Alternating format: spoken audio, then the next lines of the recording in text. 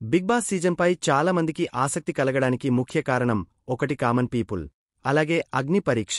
ఇప్పటికే big boss సామాన్యుల కోటాలో చాలా అప్లికేషన్స్ వచ్చాయి.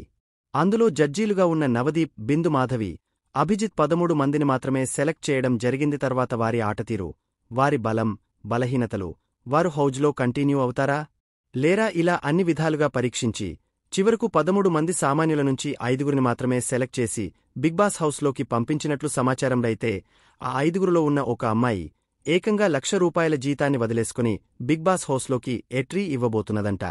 ఇంతకీ ఆ చిన్నది ఎవరంటే దమ్ము శ్రీజ. ఈ బ్యూటీ గురించి చెప్పాల్సిన పనిలేదు. అగ్ని పరీక్ష షోలోకి ఎంట్రీ ఇచ్చినప్పుడే అతిగా మాట్లాడేసింది. దీంతో శ్రీజను చూసి ప్రేక్షకులు, జడ్జీలు కూడా చాలా షాక్ అయ్యారు.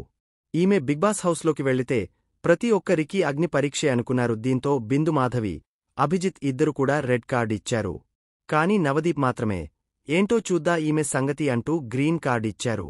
దీంతో ఆ ఒక్క అవకాశాన్ని ఉపయోగించుకుని అగ్ని పరీక్షలోని ప్రతి టాస్క్లో సూర్గా ఆడి మంచి పేరు తెచ్చుకుంది.